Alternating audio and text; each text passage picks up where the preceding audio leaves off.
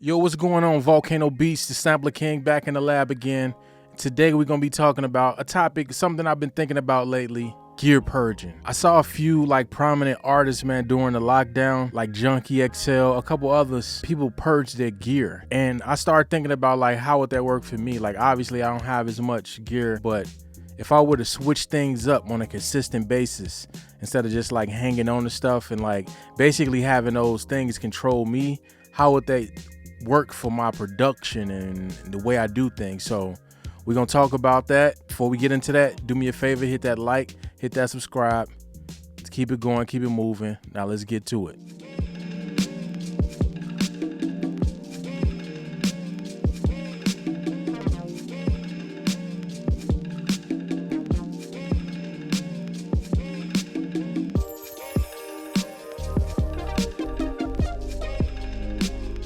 All right, so yes, I've been thinking about this heavily for the last 6 to 8 months, just seeing how I've just shaped to looking for gear and thinking about the pieces more than I'm actually producing on them. So come 2021, I decided to just get rid of a lot of pieces. And if I wanted a couple pieces, buy pieces. I wasn't just selling things to sell them. I was getting rid of stuff to get other things to see if I'm really gonna like those other things that I'm lusting after. If they don't work, then I'm gonna move around and grab something else. So basically I moved six to eight pieces of gear so far this year, man.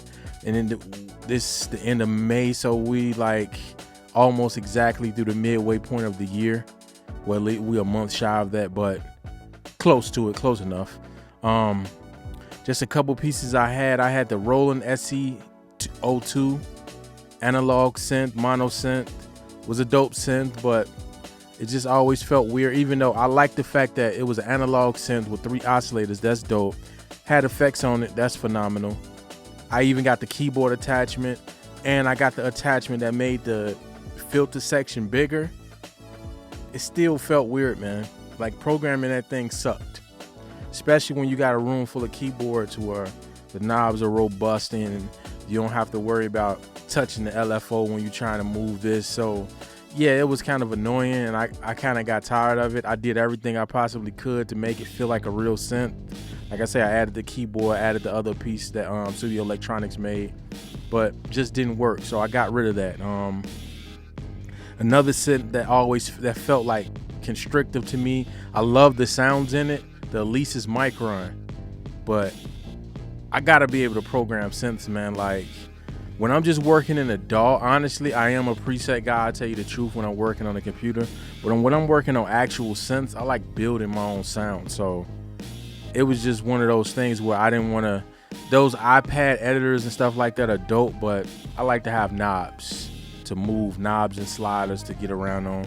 So, and it's weird because I've had the Alesis Ion twice. For some reason, the Micron sounds better than the Ion to me. I don't know if the A to D is different in them. They supposedly have the same synth architecture, but they don't sound the same, man. I've had 3 Microns in my career and 2 Ions. And I remember, I bought the first Micron. I liked how it sounded, but I think I sold it to get a bigger keyboard. And then then I seen somebody selling an Ion. I'm like, man, this is on sale. Let me grab it. And I'm like, man, that don't sound the same. But during the midst of all of my gear switching out and all that, it was a different interface. So I attributed it to okay, maybe the interface was different. So I ended up selling it because I didn't like it. Ended up getting another Micron. Man, that sounds good again. Something happened. I think I ended up selling it for double. Somebody made an offer I couldn't refuse. Got another Ion. I was like, what the? So it was crazy, man. So this last Micron is probably my last one. I'm probably not gonna get another one, because the Ion don't sound the same as the Micron to me.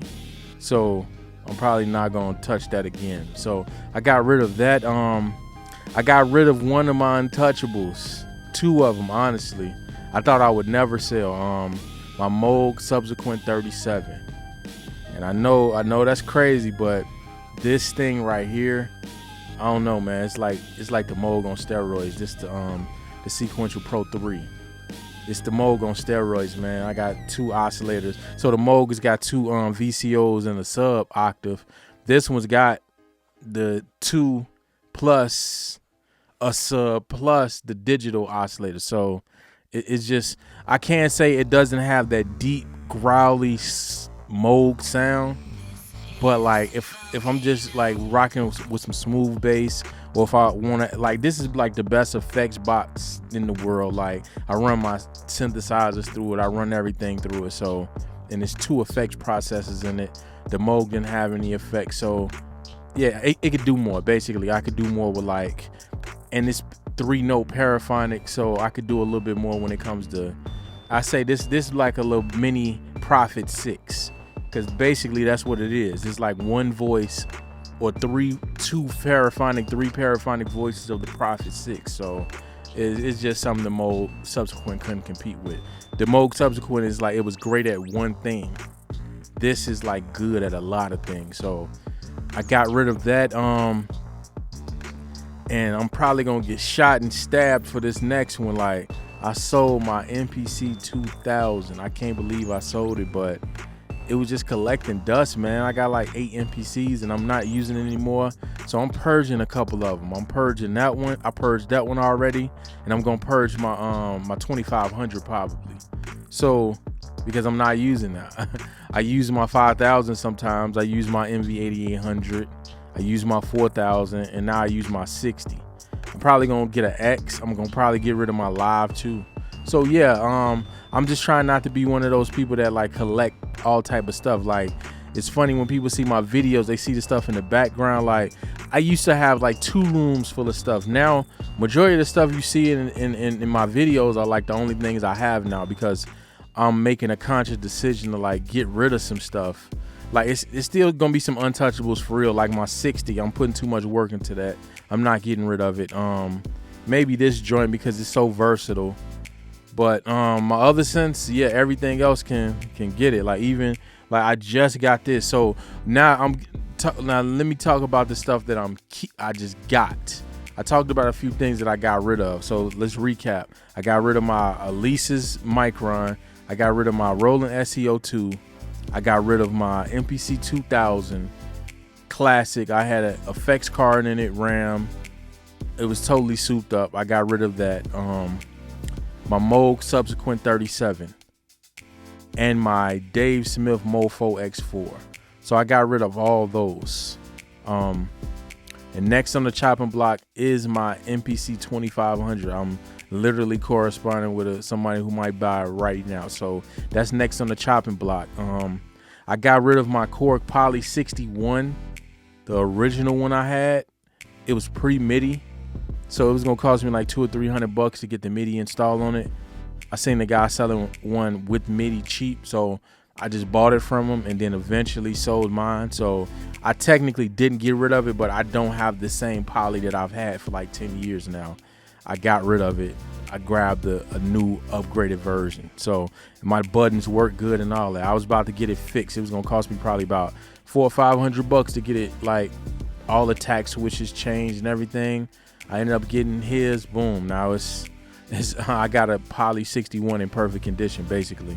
So that's a good segue to the things I grabbed. Now I got rid of some stuff and I grabbed a few things. I grabbed that Poly, obviously, with the MIDI. I love having the MIDI on there.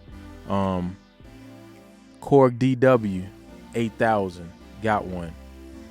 I'm on the fence with it. I don't know if I'm gonna keep it or not. I got it for a good price, a good sellable price. So I'm probably not gonna make any profit, but because I bought it kind of on the high side, because I got the controller with it too. So it was on the high side. So I'm not probably gonna not make any profit, but it's just one of those things. I've always wanted this synth.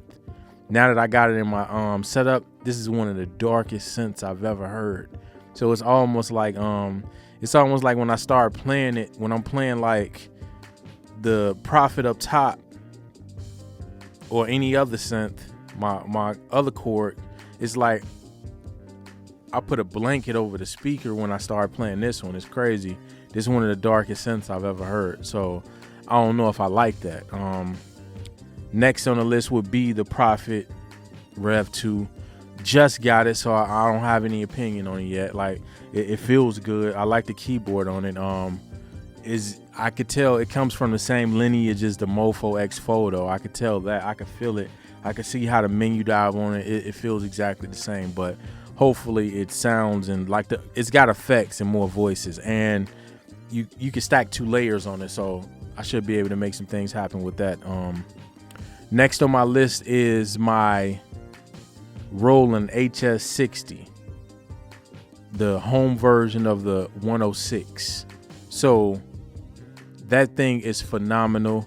Like, I didn't believe the hype until I got one and started laying out pad stuff. Like nothing, no pad, nothing sounds like one of those synths. I got it for like a phenomenal price. I don't even know why. I know why, because they thought they would get me because like the chorus was kind of noisy. So the chorus chips cost like $20. Yeah, it's not what hit me here right now because it's literally being fixed right now. So like I'm gonna come out paying like half of what it costs. All 6 of the voice chips are phenomenal.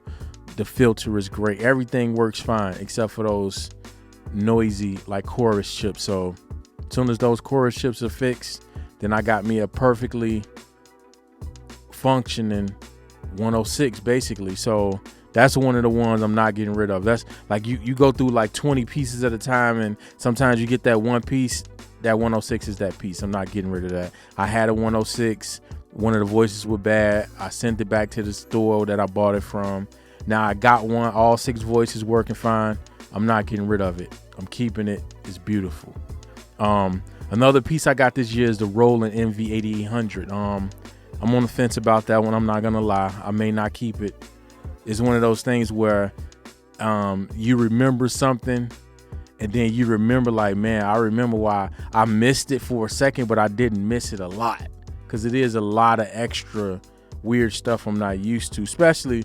So that thing was meant to like you not to need a computer or anything. So because Ableton is so like indoctrinated in like everything I do, I don't need to like use something like that's why I don't use my Live as much no more, because the MPC software doesn't like play well with like Ableton. So it's like almost pointless. Like I gotta be working like outside of the computer like at all, and everything I do is getting finished off in Ableton. So that's why I started using Machine again a lot this year. Kind of started last year, but it just spilled over into this year, where I haven't turned on the MPC in like 3 months, 2 or 3 months now. And I know that sounds crazy, but it's the truth. I haven't turned on an MPC since like March. And I've been getting like 5 times the amount of work done because I'm already in the box with everything. So just one of those things, just me reevaluating, thinking about like, do I really need an MV8800? I don't know. They went up in value since I bought it too, so I'm probably gonna like double. Like it's that ugly. It went up that much. I probably get double for it. So yeah, that's another piece I got this year, and that's it, man. Like those are the new pieces I got. 3 big boy keyboards, the 106, the DW8000, and the Rev 2. And then again, the Korg feels like a new keyboard because I never had those MIDI capabilities. Now it feels like a totally different keyboard now. It feels like I say, I like the program. Even when I'm working in Ableton, I do a lot of stuff with like chord MIDI effects and stuff. So I build my own chords. Like if I'm working on something crazy, I build my own little like sustain, like crazy 9ths and 11ths and all type of weird scales. I build them, then play them out, because I'm not good at playing like that, but I'm good at like composing. So I'll build my chords and do everything and play them out and just figure out which board it sounds good in. So I like having 2 or 3, 4, 5 boards all over the room, because these are basically like, except for this Moog Rogue, because I gotta actually play that. So all the rest of them, yeah, they're like just like phenomenal sound modules in that.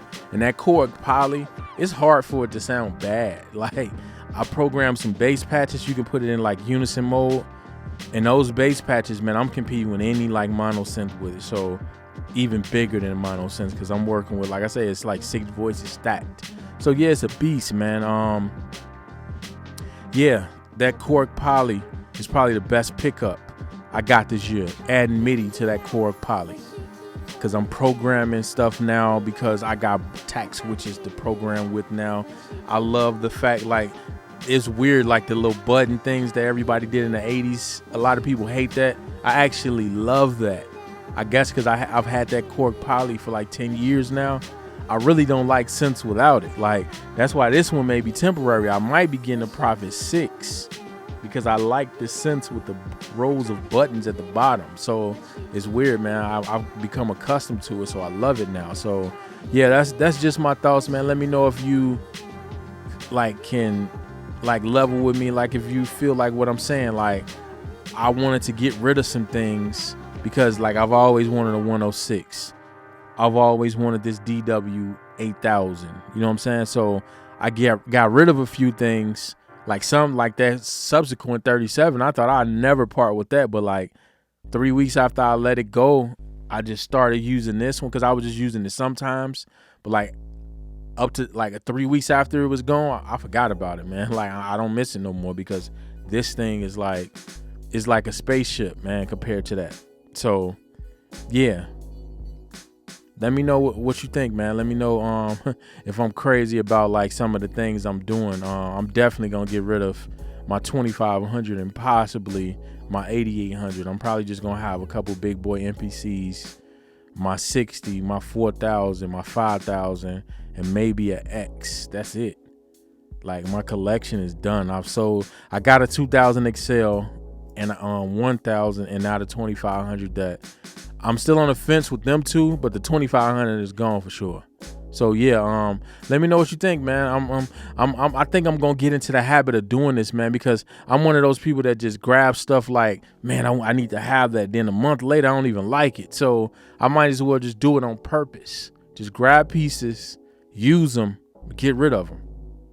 What's the point of having 15 different pieces of production gear? That makes no sense. So I'm gonna try to keep my setup tidy to a nice little 10.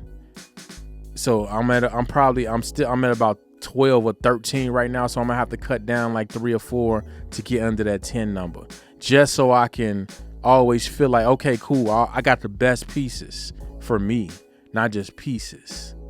So the ones that don't fit into like the best pieces for me, I'm gonna get rid of them and then grab something else. See if I like that, and if I don't like that, I get rid of it. So let me know what you think, man. Let me know if I'm crazy, but I don't know, man. I completed more tracks than I've ever done in like a 3-month span in the last 3 months, so I must be doing something right. Hit me up. Let me know what you think. I'm in the lab, man. It's Volcano Beats. Peace.